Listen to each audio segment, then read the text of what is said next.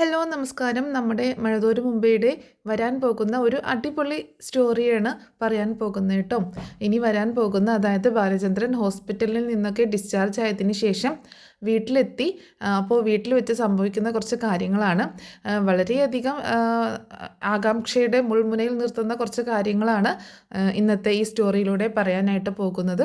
അപ്പോൾ മഴതോരു മുമ്പേ സീരിയൽ ഇഷ്ടപ്പെടുന്ന ആൾക്കാരാണെങ്കിൽ ഈ സ്റ്റോറി ഒന്ന് മുഴുവനായിട്ട് കേൾക്കാൻ നിങ്ങൾക്ക് ഇഷ്ടപ്പെടുകയാണെങ്കിൽ വീഡിയോ ലൈക്ക് ചെയ്തിട്ട് തന്നെ ഒന്ന് സ്റ്റോറി മുഴുവനായിട്ട് കേൾക്കാൻ ശ്രമിക്കുക കേട്ടോ. അതുപോലെ ഹൈപ്പ് എന്നൊരു ഓപ്ഷൻ കൂടിയുണ്ട്, അതുകൂടി ഒന്ന് ക്ലിക്ക് ചെയ്യുക. അതുമാത്രമല്ല, നമ്മുടെ ചാനൽ ആദ്യമായിട്ട് കാണുന്നവരാണെങ്കിൽ ഒന്ന് സബ്സ്ക്രൈബ് ചെയ്യാനും മറക്കരുത് കേട്ടോ. എന്നാൽ നമുക്ക് നേരെ സ്റ്റോറിയിലേക്ക് പോകാം. അങ്ങനെ ബാലചന്ദ്രൻ ഇപ്പോൾ ഹോസ്പിറ്റലിലാണ്. കുറച്ച് ദിവസമായിട്ട് ICUയിലും റൂമിലൊക്കെ ആയിട്ട് അങ്ങനെ കിടക്കുകയാണ്, അറ്റാക്ക് വന്നിട്ട്. പക്ഷേ വൈജയന്തിക്ക് മാത്രം കാണാൻ അനുവാദം കിട്ടുന്നില്ല. അങ്ങനെ അവരുടെ പ്രശ്നമൊക്കെ അറിഞ്ഞിട്ടുള്ളത് ആകെ ഗംഗാധരനും മാലതിയും മാത്രമാണല്ലോ. ബാലചന്ദ്രൻ എല്ലാ സത്യം അറിഞ്ഞു എന്നുള്ളത്. അവർ വീട്ടിലെത്തുകയും അലീനയെ ചുറ്റിപ്പറ്റി അവർക്ക് ഇങ്ങനെ സംശയമൊക്കെ ഉണ്ടാവുകയും ചെയ്യുന്നുണ്ട്. അപ്പോൾ അലീനയോടും കുറേ കാര്യങ്ങൾ ചോദിക്കുന്നുണ്ട്, മുത്തശ്ശിയോടും അതിനെപ്പറ്റി കുറേ കാര്യങ്ങളൊക്കെ ചോദിച്ച് അവർ ഹോസ്പിറ്റലിലേക്ക് പോവുകയാണ്. ഹോസ്പിറ്റലിൽ ചെന്നിട്ട് വൈജയൻ നന്നായിട്ട് വഴക്ക് പറയുകയും ഒക്കെ ചെയ്യുന്നുണ്ട്. അങ്ങനെ ഹോസ്പിറ്റലിൽ നിന്ന് അവർ നേരെ പോകുന്നത് കൊല്ലപ്പള്ളിയിലേക്കാണ്. കൊല്ലപ്പള്ളിയിൽ എത്തിയിട്ട് മനുവിനെ ഇങ്ങനെ ക്വസ്റ്റ്യൻ ചെയ്യുന്നുണ്ട്. അതുപോലെ കമലയോടും കുറേ കാര്യങ്ങളൊക്കെ ചോദിച്ച് മനസ്സിലാക്കുകയും ഒക്കെ ചെയ്യുന്നുണ്ട്. അതൊക്കെ ഇന്നത്തെ സ്റ്റോറിയിൽ, ഇന്നത്തെ എപ്പിസോഡിൽ വരാൻ പോകുന്ന ഭാഗങ്ങളാണ്. അപ്പോൾ അതൊന്നുമല്ല നമ്മൾ പറയാൻ പോകുന്നത് ബാലചന്ദ്രൻ ഡിസ്ചാർജായി വീട്ടിലെത്തുന്ന ആ ഒരു ദിവസമാണ് കേട്ടോ. അപ്പോൾ ഇത്രയും ദിവസം അലീന ഒന്ന് ഹോസ്പിറ്റലിലേക്ക് വന്നിട്ടേ ഇല്ല കേട്ടോ. അലീനയെ വരാൻ വൈജയന്തി അനുവദിച്ചിട്ടേ ഇല്ല. കാരണം അലീന വന്ന് ഇനി വലിയ ആളാവണ്ട, അവളാണ് ഹോസ്പിറ്റലിൽ എത്തിച്ചത് എന്ന് പറഞ്ഞ് നടക്കുകയാണെന്നാണല്ലോ വൈജയന്തിയുടെ ഒരു ഭാഗം. അപ്പോൾ ഇനി അവൾ ഹോസ്പിറ്റലിൽ വന്നിട്ട് ഞാനാണ് സാറിനെ നോക്കിയത്, ഞാനാണ് എന്നുള്ളത്, ഇനി ഞാൻ കാരണമാണ് സാറ് രക്ഷപ്പെട്ടതെന്ന് ഇവിടെ കൂടെ വന്ന് വിളമ്പാൻ നിൽക്കണ്ട എന്നൊക്കെ കരുതിയിട്ടാണ് വൈജിയോട്, പിന്നെ അലീനയോടുള്ള പകയും ദേഷ്യവും ഒക്കെ തന്നെയാണ്. കാരണം അലീന ഹോസ്പിറ്റലിൽ എത്തിച്ചത് പോലും വൈജയന്തിക്ക് ഇഷ്ടപ്പെട്ടിട്ടില്ല. ശരിക്കും പറഞ്ഞാൽ അലീന പറയും പോലെ ബാലചന്ദ്രൻ മരിച്ചു പോകാനായിരുന്നോ വൈജയന്തി ആഗ്രഹിച്ചത് എന്ന് പോലും നമ്മൾ ചിന്തിച്ചു പോകും.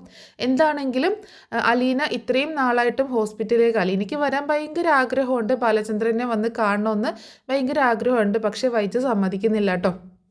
അങ്ങനെ ബബിത, രോഹിത്താണെങ്കിലും ഹോസ്പിറ്റലിലേക്ക് അങ്ങനെ വരുന്നൊന്നുമില്ല. ബബിത ഒരിക്കൽ വരുന്നുണ്ട്. അങ്ങനെ ബബിത വരാഞ്ഞിട്ട് കൃഷ്ണയാണ് ഇങ്ങനെ പറയുന്നത് കേട്ടോ, ചേച്ചിയൊന്നും അച്ഛനെ പോയി കണ്ടില്ലല്ലോ എന്നൊക്കെ പറയുമ്പോൾ ബബിത പോയി ഹോസ്പിറ്റലിൽ ചെന്നിട്ട് ബാലചന്ദ്രനെ കാണുകയും ബബിതയുടെ കുറച്ച് കള്ളത്തരങ്ങളൊക്കെ ബാലചന്ദ്രൻ മനസ്സിലാക്കി വരുന്നുണ്ട്. അപ്പോൾ ഏത് സമയം ബബിത ഫോണിലാണല്ലോ, അപ്പോൾ ഫോൺ വാങ്ങിച്ച് നോക്കുകയൊക്കെ ചെയ്യുന്നുണ്ട്.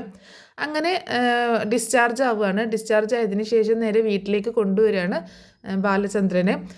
അപ്പോൾ വീട്ടിലേക്ക് കൊണ്ടുവരുന്ന സമയത്ത് മനുവും കൂടെ വരുന്നുണ്ട് കേട്ടോ. മനുവും കൂടിയിട്ടാണ് വീട്ടിലേക്ക് കൊണ്ടുവരുന്നത്.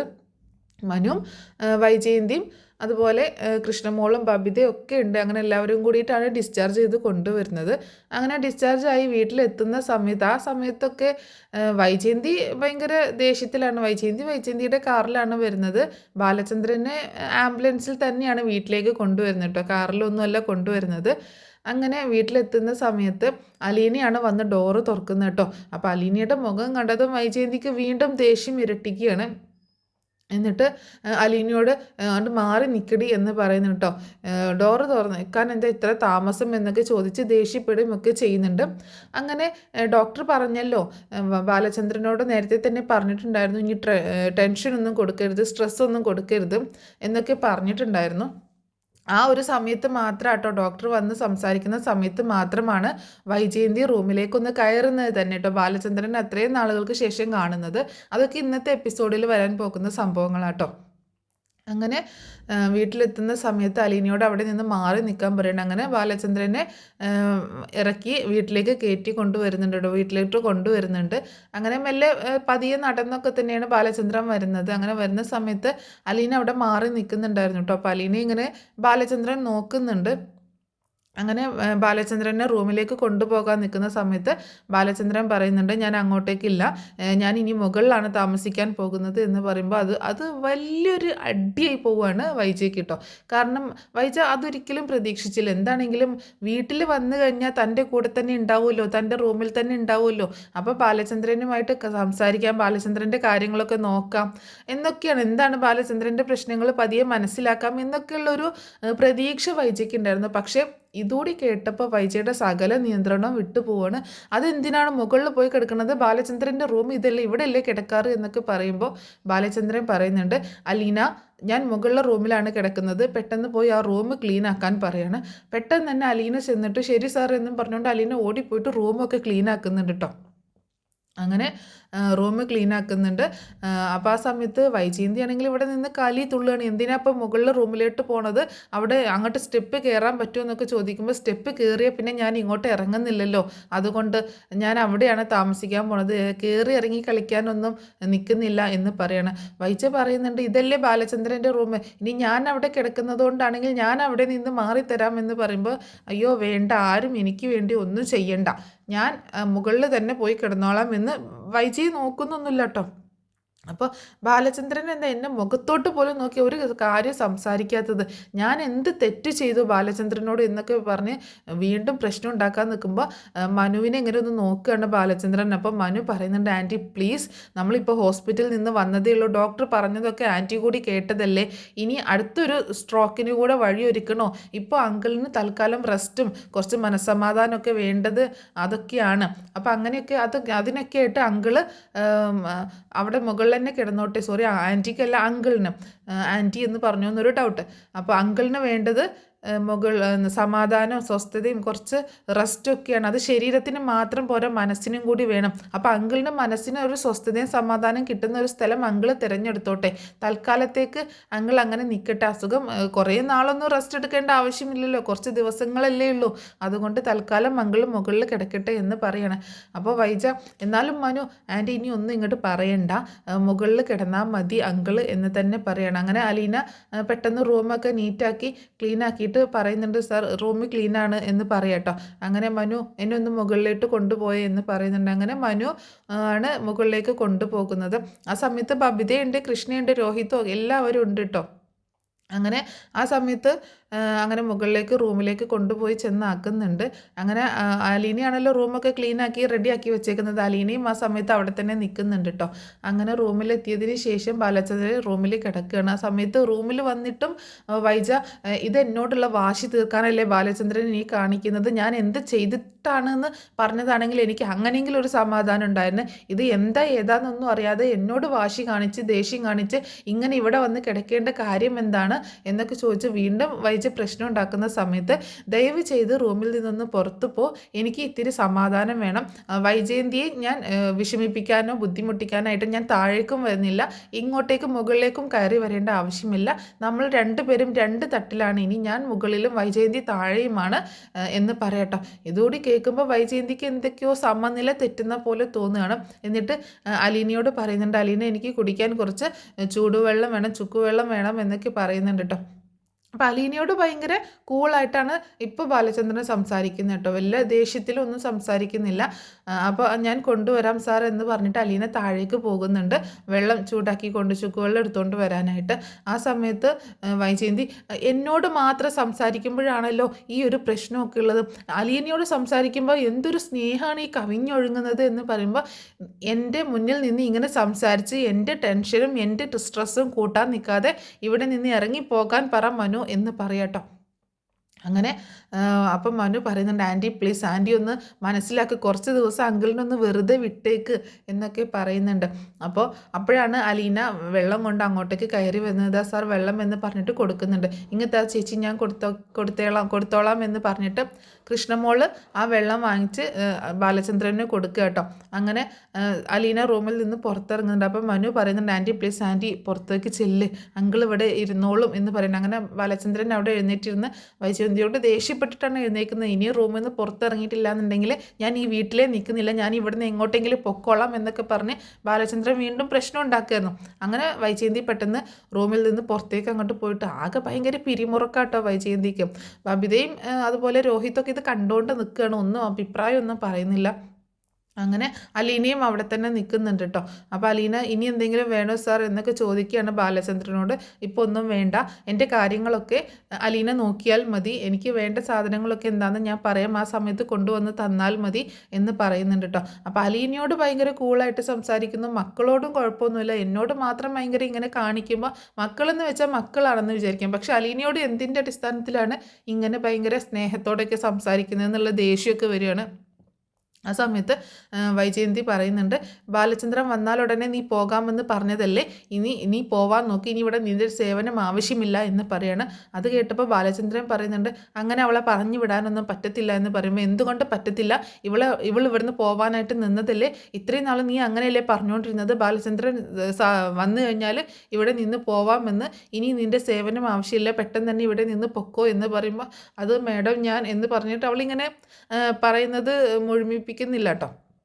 അപ്പോൾ പറയുന്നുണ്ട്, ഞാൻ പോകാൻ തന്നെയാണ് നിന്നത്, പക്ഷേ എന്ന് പറയുമ്പോൾ എന്ത് പക്ഷേ എന്ന് ചോദിക്കുമ്പോൾ ബാലചന്ദ്രനെ ഇങ്ങനെ നോക്കുകയാണ്. ബാലചന്ദ്രൻ പറയുന്നുണ്ട്, അലീന ഇപ്പോൾ പോകുന്നില്ല എന്ന് തന്നെ പറയട്ടോ. അല്ല സാർ, ഞാൻ പോവുകയാണ്, സാറ് വരാനായിട്ട് ഞാൻ നിന്നതായിരുന്നു, ഇത്രയും എനിക്കിവിടെ പിടിച്ചു നിൽക്കാൻ പറ്റത്തില്ല മാഡത്തിൻ്റെ മുന്നിൽ, കാരണം അത്രയും ഞാൻ സഹിക്കുകയും ക്ഷമിക്കുകയും ഒക്കെ ചെയ്തിട്ടുണ്ട്, ഒരുപാട് ഞാൻ നോക്കി എന്തെങ്കിലുമൊക്കെ മാറ്റം വരുമെന്ന്, പക്ഷേ ഈ സ്വഭാവം മാറാൻ പോകുന്നില്ല എന്നൊക്കെ അലീന ഇങ്ങനെ പറയാണ് വൈജയന്തിയെ കുറിച്ചിട്ട്.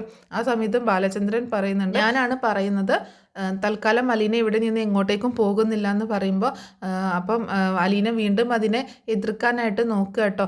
ഇല്ല സാർ, എനിക്ക് പോയേ പറ്റുള്ളൂ എന്ന് പറയുമ്പം അങ്ങനെ പറയുന്നുണ്ട്, ഇനിയും എനിക്ക് സഹിക്കാൻ പറ്റത്തില്ല എന്നൊക്കെ ഇങ്ങനെ പറയുമ്പം വൈജയന്തി വന്ന് ദേഷ്യപ്പെടുക കേട്ടോ. നീ എന്തിനാണ് ഈ നാടകം കളിക്കുന്നത്, നിങ്ങൾ രണ്ടുപേരും കൂടിയുള്ള നാടകമാണ് ഇതെന്ന് എനിക്കറിയാം, നീ ആദ്യം തന്നെ ബാലചന്ദ്രനെ പറഞ്ഞ് എല്ലാ കാര്യങ്ങളും, ബാലചന്ദ്രൻ എന്താ പറ്റിയതെന്നും എങ്ങോട്ടാ പോയതെന്നൊക്കെ നിനക്കറിയാം, നീ ആണ് ഇതിൻ്റെയൊക്കെ പുറകിൽ എല്ലാ കളിയും കളിക്കുന്നത് നീ എന്നൊക്കെ പറയുമ്പോൾ അലീന പറയുന്നുണ്ട്, മാഡം സൂക്ഷിച്ച് സംസാരിക്കണം, ഞാൻ ഒന്നും അറിഞ്ഞ കാര്യമല്ല എന്നൊക്കെ പറയുമ്പോൾ, നീ ആരോടാടി സൂക്ഷിച്ച് സംസാരിക്കാൻ പറയുന്നത്, എൻ്റെ വീട്ടിൽ നിന്നിട്ട് എന്നോട് ആജ്ഞാപിക്കുന്നു എന്നൊക്കെ പറഞ്ഞ് ഒറ്റ അടി കൊടുക്കുകയാണ് അലീന കേട്ടോ. അപ്പോൾ അതിലാകെ അലീന പതറിപ്പോവുകയാണ്. ബാലചന്ദ്രനാണെങ്കിൽ പെട്ടെന്ന് ദേഷ്യം വന്നിട്ട് അവിടെ നിന്നിട്ട് എഴുന്നേക്കാൻ നിൽക്കുമ്പോൾ കൃഷ്ണമോൾ അവിടെ പിടിച്ചിരുത്തുന്നുണ്ട് കേട്ടോ. അങ്ങനെ ഭയങ്കര ദേഷ്യത്തിൽ നിൽക്കുകയാണ്, നീ ആരോടാടി സംസാരിക്കുന്നത്, ഇവിടെ എൻ്റെ വീട്ടിൽ ഞാനാണ് കാര്യങ്ങൾ തീരുമാനിക്കുന്നത്, പോവാൻ പറഞ്ഞാൽ പൊക്കോളം, ഇനി നിന്റെ സേവനം ഇവിടെ ആവശ്യമില്ല എന്ന് തന്നെ ഉറച്ച ശബ്ദത്തിൽ വൈജയന്തി പറയുമ്പോൾ, അവൾ അങ്ങനെ ഇവിടെ നിന്ന് എങ്ങോട്ടേക്കും പോകുന്നില്ല, ഇനി അവൾ ഞാൻ പറയാതെ ഈ വീടിൻ്റെ പടി പുറത്തേക്ക് ഇറങ്ങത്തില്ല എന്ന് പറയാണ് ബാലചന്ദ്രൻ. അത് കേട്ടിട്ട് വൈജയന്തി ആകെ എന്താ പറയുക, ഷോക്കായി പോവാട്ടോ. അപ്പോൾ ഞാനാണ് ഇവളെ ഇവിടെ ജോലിക്ക് വെച്ചത്, അതുകൊണ്ട് ഞാൻ പറയാതെ അലീന ഇനി ഇവിടെ നിന്ന് പോകുന്നില്ല, എന്താ മനു നിൻ്റെ തീരുമാനം എന്ന് ചോദിക്കുമ്പോൾ മനു പറയുന്നത്, അങ്കിൾ പറയുന്നതാണ് ശരി, തൽക്കാലം അലീന ഇവിടെ നിന്ന് എങ്ങോട്ടേക്കും പോവണ്ട, അങ്കിളിൻ്റെ ഇത് മാറട്ടെ എന്നൊക്കെ പറയുമ്പം അലീന അതിങ്ങനെ കേട്ട് മിണ്ടാതെ നിൽക്കുക കേട്ടോ വൈജയന്തി നോക്കിയിട്ട്. എന്നിട്ട് ബാലചന്ദ്രൻ പറയുന്നുണ്ട്, അലീന ഇനി എന്തൊക്കെ പ്രശ്നം ഇവിടെ ഉണ്ടായാലും നിൻ്റെ കാര്യങ്ങൾ ഞാൻ നോക്കിക്കൊള്ളാം, നിനക്ക് ഒരു ബുദ്ധിമുട്ടും ഇവിടെ ഉണ്ടാവത്തില്ല, ഞാൻ പോകാൻ പറയാതെ നീ ഈ വീട്ടിൽ നിന്നും എങ്ങോട്ടേക്കും പോകുന്നില്ല എന്നൊരു ഉറച്ച തീരുമാനം എടുക്കുകയാണ്. അതിലാകെ ഷോക്കായിട്ട് നിൽക്കുകയാണ് ബാലചന്ദ്രൻ, നമ്മുടെ അലീനയും വൈജയന്തിയും ബബിതയും എല്ലാവരും അങ്ങനെ ഷോക്കായിട്ട് നിൽക്കുക കേട്ടോ. എനിക്കിനി നിൻ്റെ സേവനം ഒരുപാട് ആവശ്യമുണ്ട് എന്ന് തന്നെ പറയണം. അത് കേട്ടപ്പോൾ വൈജയന്തിക്ക് ഭയങ്കര ദേഷ്യം, വൈജയന്തിക്ക് ആകെ കലി തുള്ളി ഇങ്ങനെ നിൽക്കുകയാണ്. പെട്ടെന്ന് വൈജയന്തി അവിടെ നിന്ന് താഴേക്ക് പോകുന്നുണ്ട് കേട്ടോ. പിന്നെ ആ പോയ ഉടനെ തന്നെ നമ്മുടെ ബബിതയും അതുപോലെ രോഹിത്തും ഒക്കെ താഴേക്ക് പോവാണ്. അലീനയാണെങ്കിൽ ആകെ വിഷമിച്ച് ആ തല്ല് കിട്ടിയ കവളിൽ കൈ വെച്ചുകൊണ്ട് ഇങ്ങനെ നിൽക്കുകയാണ്. പിന്നീടൊന്നും അലീനയ്ക്ക് പറയാനായിട്ടൊന്നും സാധിച്ചില്ല കേട്ടോ. ബാലചന്ദ്രൻ എന്തായാലും പോവണ്ട എന്ന് പറഞ്ഞില്ലേന്ന്. അങ്ങനെ ബാലചന്ദ്രനെ അലീന നോക്കുമ്പോൾ ബാലചന്ദ്രൻ പെട്ടെന്ന് നോട്ടം മാറ്റുകയാണ്. എനിക്ക് പറയാനുള്ളത് ഞാൻ പറഞ്ഞു എന്ന് അത്രമാത്രം പറയട്ടോ. അലീനയും പിന്നെ അവിടെ നിന്ന് പോകുന്നുണ്ട്. അങ്ങനെ കൃഷ്ണയാണ് പിന്നെ അച്ഛനെ സമാധാനിപ്പിക്കുന്നത്. അച്ഛൻ ഇനി റെസ്റ്റ് എടുക്കുക, അച്ഛൻ ഇനി അധികം സംസാരിക്കേണ്ട, അച്ഛൻ ഇത്തിരി നേരം കിടക്കുക എന്നൊക്കെ പറഞ്ഞിട്ട് ബാലചന്ദ്രനെ ഒന്ന് ആശ്വസിപ്പിച്ച് കിടത്തുന്നുണ്ട്. അങ്ങനെ താഴേക്ക് അലീന ഇറങ്ങി ചെല്ലുന്ന സമയത്ത് താഴെ തന്നെ നിൽക്കുന്നുണ്ടായിരുന്നു വൈജ കേട്ടോ. വൈജ അവിടെ തന്നെ നിൽക്കുന്നുണ്ടായിരുന്നു. അപ്പോൾ വൈജയെ കണ്ടതും അലീന ഇങ്ങനെ ഒന്ന് ജസ്റ്റ് അവിടെ നിന്ന് നോക്കുന്നുണ്ട്. അപ്പോൾ പെട്ടെന്ന് വൈജ മുന്നിലോട്ട് വന്നിട്ട് പറയാ, നീ ജയിച്ചു എന്ന് കരുതണ്ട, നിന്നെ എത്രയും പെട്ടെന്ന് ഞാൻ ഇവിടെ നിന്ന് ഓടിക്കും. ഇവിടെ നീ എന്തൊക്കെയാണ് കാണിച്ചു കൂട്ടുന്നത് എനിക്കെല്ലാം മനസ്സിലാവുന്നുണ്ട്. നിൻ്റെ തള്ളയുടെ സ്വഭാവം നീ ഇവിടെ കാണിക്കാൻ നിൽക്കണ്ട എന്നൊക്കെ പറഞ്ഞിട്ട് വീണ്ടും അവളെ ഇൻസൾട്ട് ചെയ്തുകൊണ്ട് സംസാരിക്കുകയാണ്. ആ സമയത്തൊക്കെ വൈജ ഇങ്ങനെ ഒരു പുച്ഛത്തിലുള്ളൊരു ചിരി ചിരിക്കുക വൈജ അലീന സോറി വൈജയല്ല അലീന ഒരു പുച്ഛത്തിലുള്ള ചിരി ചിരിക്കുകയാണ്. അലീന പറയുന്നുണ്ട്, എൻ്റെ തള്ളയുടെ സ്വഭാവം ഒരിക്കലും ഞാൻ കാണിക്കത്തില്ല മാഡം എന്ന് പറയുന്നുണ്ട് കേട്ടോ. എന്നിട്ട് മുത്തശ്ശിയുടെ റൂമിലേക്ക് കയറി പോവാണ് അലീന. അപ്പോൾ അലീന വരുന്നത് കണ്ടപ്പോൾ തന്നെ മുത്തശ്ശിക്ക് ആകെ എന്തോ പന്തികേട് തോന്നുന്നുണ്ട് കേട്ടോ. അലീനയുടെ കവളൊക്കെ ഇങ്ങനെ ചുവന്ന് തൊടുത്ത് കിടക്കുന്നുണ്ട്. എന്ത് പറ്റി എന്ന് ചോദിക്കുമ്പോൾ ഒന്നുമില്ല മുത്തശ്ശി എന്ന് പറയണ. അല്ല എന്തോ കാര്യമുണ്ടല്ലോ എന്ന് പറയുമ്പോൾ എന്നെ തല്ലി എന്ന് പറയണ. ആര് തല്ലി? മുത്തശ്ശി ആകെ ഷോക്കായി പോവാട്ടോ. ആ മാഡം എന്നെ തല്ലി. എന്തിന്? എനിക്കറിയത്തില്ല മുത്തശ്ശി, ഞാൻ എന്താ ചെയ്യേണ്ടത്? മാഡം എന്നോട് ഇവിടെ നിന്ന് പോകാൻ പറയുന്നു, സാർ എന്നോട് ഇവിടെ നിന്ന് പോവണ്ട എന്ന് പറയുന്നു. എന്താ ഞാനിപ്പോൾ ചെയ്യേണ്ടത്? ആകെ പെട്ടുപോയൊരവസ്ഥയിലാണല്ലോ എന്നൊക്കെ പറഞ്ഞ് അലീന ഇങ്ങനെ മുത്തശ്ശിയുടെ അടുത്ത് നിന്നിട്ട് കരയാട്ടോ. മോള് വിഷമിക്കല്ലേ, എന്തെങ്കിലുമൊക്കെ കണ്ടിട്ടായിരിക്കും ബാലചന്ദ്രൻ അങ്ങനെ പറയുന്നത്. തൽക്കാലം മോള് ബാലചന്ദ്രൻ പറയുന്നത് കേൾക്ക് എന്ന് പറയുമ്പോൾ ഞാൻ എങ്ങനെ ഇനിയും ഇവിടെ നിൽക്കും മുത്തശ്ശി? ആ മാഡത്തിൻ്റെ സ്വഭാവം കണ്ടില്ല, ഇന്ന് എന്നെ തല്ലി, ഇനി നാളെ എന്തൊക്കെ ചെയ്യും എന്നൊന്നും എനിക്കറിയത്തില്ല. എത്ര നാൾ എനിക്കിങ്ങനെ മാഡത്തിന് ഇഷ്ടമില്ലാണ്ട് പിടിച്ചു നിൽക്കാൻ പറ്റും? പരമാവധി ഞാൻ നിന്നില്ല എന്നൊക്കെ ചോദിക്കുമ്പോൾ എന്തായാലും മോളോട് ബാലചന്ദ്രൻ പറഞ്ഞതല്ലേ, നോക്കാം, നമുക്ക് ഒരു 2 ദിവസം കൂടി കഴിയട്ടെ എന്നൊക്കെ പറയണം. ആ സമയത്ത് മനു അങ്ങോട്ടേക്ക് കയറി വരുന്നുണ്ട് കേട്ടോ. അപ്പോൾ അലീന ഇങ്ങനെ കരയുന്നതൊക്കെ കണ്ടപ്പോൾ മനുവിന് ആകെ വിഷമാവുകയാണ്. അലീന പെട്ടെന്ന് ആ ഇരിക്കുന്നിടത്ത് നിന്ന് എഴുന്നേറ്റ് മാറി നിൽക്കുകയാണ്. മനുവിനോട് മുത്തശ്ശി ചോദിക്കുന്നുണ്ട്, എന്തൊക്കെയാടാ മനു ഇവിടെ നടക്കുന്നത് എന്നൊക്കെ ചോദിക്കുമ്പോൾ എനിക്കൊന്നും അറിയത്തില്ല മുത്തശ്ശി, ആൻറ്റിയുടെ സ്വഭാവം എന്താ ഇങ്ങനെ, എത്ര പറഞ്ഞു കൊടുത്തിട്ടും ആൻറ്റിക്ക് മനസ്സിലാവുന്നില്ല.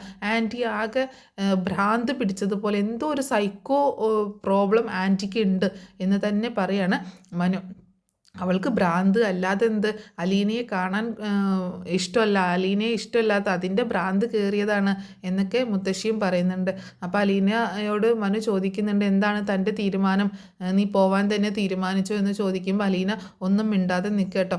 അപ്പോൾ മുത്തശ്ശി പറയുന്നുണ്ട്, തൽക്കാലം ഞാൻ അവളോട് പറഞ്ഞിട്ടുണ്ട്, തൽക്കാലം ബാലചന്ദ്രൻ പറയുന്നത് കേൾക്കുക, പോകുന്ന കാര്യത്തെക്കുറിച്ച് പിന്നീട് ചിന്തിക്കാം എന്നൊക്കെ പറയണം. അങ്കിളുടെ മനസ്സിൽ എന്തൊക്കെയോ കാര്യമായിട്ടുണ്ട് മുത്തശ്ശി, അല്ലാതെ അങ്കിൾ ഇത്രയും റൂഡായിട്ടൊന്നും ആരടുത്തും പെരുമാറുന്നത്, പ്രത്യേകിച്ച് ആൻറ്റിയുടെ അടുത്ത് പെരുമാറുന്നതൊന്നും ഞാൻ കണ്ടിട്ടില്ല എന്നൊക്കെ മനു പറയുന്നുണ്ട്. എന്താണെങ്കിലും കുറച്ച് സമയമെടുക്കും അതൊക്കെ ഒന്ന് ക്ലിയർ ആവാൻ, അതുവരെയെങ്കിലും ആൻറ്റിക്ക് ഒന്ന് ക്ഷമിച്ചൂടെ? അത് പറഞ്ഞാലാണെങ്കിൽ ആൻറ്റിയുടെ തലയിലേക്ക് കയറത്തൂല്ല എന്നൊക്കെ പറയാണ് മനു. എന്താണെങ്കിലും നമുക്ക് നോക്കാം, നീ ഏതായാലും തൽക്കാലം ഇവിടെ നിന്ന് പോവണ്ട എന്ന് തന്നെ പറയാണ് മനു അലീനയോട്. അലീന അതിന് മറുപടി ഒന്നും പറയുന്നില്ല കേട്ടോ. അങ്ങനെ പിന്നീട് കാണിക്കുന്നത് വൈജയന്തിയെ തന്നെയാണ്. വൈജയന്തി ആണെങ്കിൽ റൂമിൽ അങ്ങോട്ടും ഇങ്ങോട്ടും ഇങ്ങനെ നടക്കുകയാണ്. ഇതിപ്പോൾ എന്താ ഇനിയിപ്പോൾ ചെയ്യാം? ബാലചന്ദ്രൻ മുകളിൽ, ഞാൻ താഴെ എന്നുള്ള ഒരു ചിന്ത. അത് മാത്രമല്ല അലീനയോട് ഭയങ്കര സെൻറ്റിമെൻറ്റ്സും സ്നേഹവും ഒക്കെ.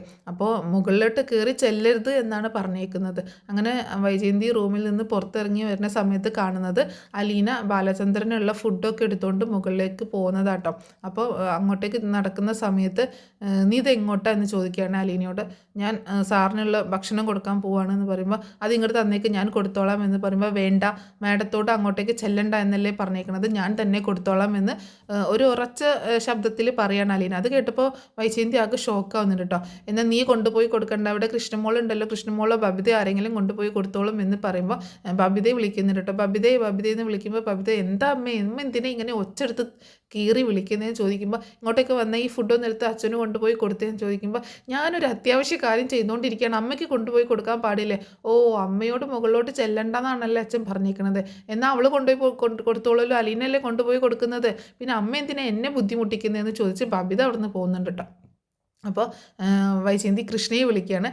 കൃഷ്ണ ഇങ്ങോട്ടേക്കൊന്ന് വന്നേ, ഇതൊന്ന് കൊണ്ടുപോയി കൊടുത്തേ എന്നൊക്കെ പറയുമ്പം ഇത് ഞാൻ തന്നെ കൊണ്ടുപോയി കൊടുത്തോളാം സാറിന് എന്ന് പറഞ്ഞിട്ട് അലീന പോവാണ്. വേണ്ടാന്നല്ലേ പറഞ്ഞത്, നീ കൊണ്ടുപോയി കൊടുക്കണ്ട, നീ അവിടെ നിൽക്കുക എന്ന് പറയുമ്പോൾ അതെന്താ ഞാൻ കൊണ്ടുപോയി കൊടുത്താൽ? സാർ എന്നോടാണ് ഇത് കൊണ്ടുപോയി ചെല്ലാൻ പറഞ്ഞിട്ടുള്ളത്, ഞാൻ തന്നെ കൊണ്ടുപോയി കൊടുത്തോളാം, മാഡം ഇനി ആരെയും വിളിച്ച് ബുദ്ധിമുട്ടണ്ട എന്ന് പറയണം. ആ സമയത്ത് കൃഷ്ണ അങ്ങോട്ടേക്ക് വരുന്നുണ്ട്. എന്താ അമ്മ എന്തിനാ വിളിച്ചേ എന്ന് ചോദിക്കുമ്പോൾ നീ ആ ഫുഡ് എടുത്ത് അച്ഛന് കൊണ്ടുപോയി കൊടുക്കുക എന്ന് പറയുമ്പോൾ അതല്ലേ അലീന ചേച്ചി കൊണ്ടുപോകുന്നത്, പിന്നെ എന്തിനാ ഞാൻ കൊണ്ടുപോയി കൊടുക്കുന്നത്? നിനക്ക് നിൻ്റെ അച്ഛനല്ലേ, നിനക്ക് കൊണ്ടുപോയി കൊടുത്താൽ എന്താ? എൻ്റെ അച്ഛനാണ്, ഞാൻ കൊണ്ടുപോയി കൊടുക്കുകയും ചെയ്യും. പക്ഷേ ചേച്ചിയുടെയും അച്ഛൻ തന്നെയാണ്, ചേച്ചിയും ആ ഒരു അച്ഛൻ്റെ സ്നേഹത്തോടെ തന്നെയാണ് അച്ഛൻ കാണുന്നത്. അതുപോലെ ചേച്ചിക്കും തന്നെ ഒരു അച്ഛനോടുള്ള ഒരു സ്നേഹമാണ് എന്നൊക്കെ പറയുമ്പോൾ, നീ കൂടുതൽ സംസാരിക്കുന്നു വേണ്ട, ഭക്ഷണം എടുത്ത് കൊണ്ടുപോയി അച്ഛനും കൊണ്ടുപോയി കൊടുക്കുമെന്ന് പറയുമ്പോൾ, വാ ചേച്ചി നമുക്ക് 2 പേർ കൂടി കൊണ്ടുപോയി കൊടുക്കാമെന്ന് പറഞ്ഞിട്ട് കൃഷ്ണ അലീനയെ കൂട്ടി പോവാണ്. നിന്നോട് മാത്രമല്ലേ കൊണ്ടുപോകാൻ പറഞ്ഞത്, എന്തിനാ അവളെ കൂട്ടുന്നതെന്ന് ചോദിക്കുമ്പോൾ, അത് ഞങ്ങൾ 2 പേരും കൂടി കൊടുത്താൽ എന്താ കുഴപ്പം അമ്മയ്ക്ക്, അമ്മയുടെ കാര്യം നോക്ക്, അമ്മയ്ക്ക് ഏതായാലും അങ്ങോട്ടേക്ക് വരേണ്ട ആവശ്യമൊന്നുമില്ലല്ലോ, അമ്മ ഇവിടെ ഇരുന്നാൽ മതി, അച്ഛന് ഇത്തിരി സ്വസ്ഥതയും സമാധാനം അവിടെയെങ്കിലും കിട്ടിക്കോട്ടെ എന്ന് പറഞ്ഞിട്ട് അലീനയും കൂട്ടിയിട്ട് കൃഷ്ണ മുകളിലേക്ക് ചെല്ലുകയാണ്. അങ്ങനെ ഭക്ഷണം കൊടുക്കാനായിട്ട് കൊണ്ടുപോയി കൊടുക്കുന്ന സമയത്ത് കൃഷ്ണയാട്ടോ എടുത്ത് കൊടുക്കുന്നത്. അലീന എടുത്ത് കൊടുക്കുമ്പോൾ കൃഷ്ണയാണ് ബാലചന്ദ്രന് ഫുഡൊക്കെ എടുത്ത് കൊടുക്കുന്നത്. ആ സമയത്ത് അലീന ഒന്നും സംസാരിക്കുന്നൊന്നുമില്ല. അപ്പോൾ കൃഷ്ണ പറയുന്നുണ്ട്, ഈ ഫുഡ് ഇങ്ങോട്ട് കൊണ്ടുവരുമ്പോൾ അമ്മ അവിടെ കിടന്ന് ഒച്ചയെടുക്കുന്നുണ്ട്, അലീന ചേച്ചി കൊണ്ടുവന്നിട്ട്, എന്നിട്ട് എന്നെ വിളിച്ചുകൊണ്ട് ഇങ്ങോട്ടേക്ക് കൊണ്ടുവരാൻ പറഞ്ഞതാണ് എന്നൊക്കെ ഇങ്ങനെ പറയുമ്പോൾ ബാലചന്ദ്രൻ ഒന്ന് അലീനയെ ഇങ്ങനെ നോക്കുക കേട്ടോ. അപ്പോൾ അലീനയും ബാലചന്ദ്രനെ നോക്കുന്നുണ്ട്. അപ്പോൾ കൃഷ്ണയോട് ബാലചന്ദ്രൻ പറയുന്നുണ്ട്, മോള് പോയിരുന്ന് പഠിച്ചോ, പഠിക്കാനുള്ളതല്ലേ, ഇത് ഇവള് കൊണ്ടുവന്നോളും എന്ന് പറയുമ്പോൾ, ഇനിയിപ്പോൾ അമ്മ അതിന് പ്രശ്നം ഉണ്ടാക്കുക വെച്ചാന്ന് പറയുമ്പോൾ, അതൊന്നും കുഴപ്പമില്ല, മോള് പൊക്കോ, എനിക്ക് ഈ ചേച്ചിയോട് കുറച്ച് കാര്യങ്ങൾ സംസാരിക്കാനുണ്ട്, അലീനയോട് കുറച്ച് കാര്യങ്ങൾ സംസാരിക്കാനുണ്ട് എന്ന് പറയണം. അങ്ങനെ കൃഷ്ണ എന്നാൽ ശരി വെച്ചാൽ ഞാൻ പോവാമെന്ന് പറഞ്ഞിട്ട് കൃഷ്ണ താഴേക്ക് പോവാട്ടോ.